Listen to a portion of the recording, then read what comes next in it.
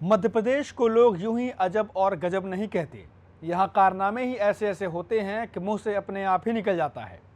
अभी राजधानी भोपाल के 90 डिग्री वाले कोण वाले पुल का गणित सुलझा ही नहीं था कि दूसरी तरफ शिवपुरी में एक निर्माणाधीन रेलवे ओवरब्रिज का एक हिस्सा भरभरा कर गिर गया। सोचिए, मध्य प्रदेश में कई जगहों पर तो पुल नहीं हैं और कहीं अगर बनते भी हैं तो उनका हाल कुछ इस तरह हो जाता है।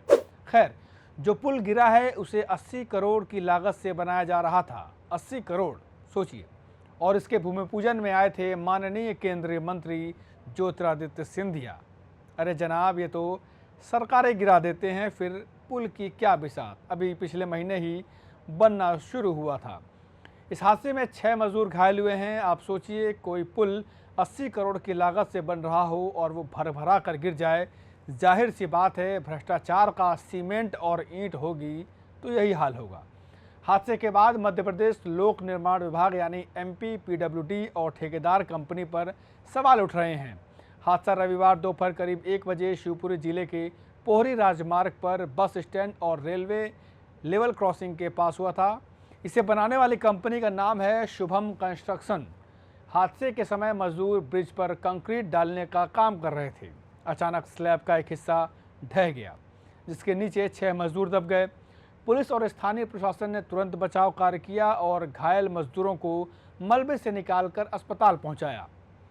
हादसे के बाद शुभम कंस्ट्रक्शन के गुणवत्ता नियंत्रक अधिकारी प्रवीण पांडे ने हादसे के लिए तकनीकी खराबी को जिम्मेदार ठहराया। जाहिर सी बात है, हर बार यही बहाना होता है।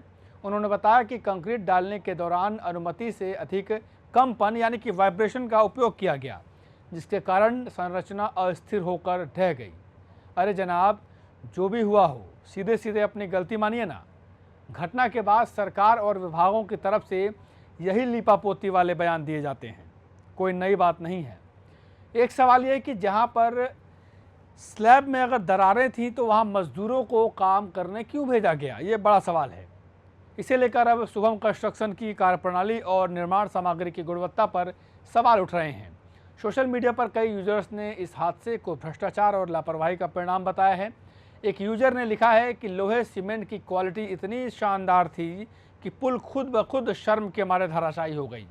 डबल इंजन सरकार में भ्रष्टाचार संभव ही नहीं। हादसे के बाद जिला प्रशासन और मध्य प्रदेश लोक निर्माण विभाग ने जांच के आदेश दे दिए हैं। फिर से मजाक। ये जांच ऐसी ही होगी जिसकी रिपोर्ट कभी नहीं आएगी और ना ही कुछ मालूम चलेगा, क्योंकि अमूमन यही होता है। वहीं सीएम मोहन यादव साहब ने हमेशा की तरह ट्वीट करके हादसे पर दुख जताया है और घायलों के शीघ्र स्वास्थ्य होने की कामना की है।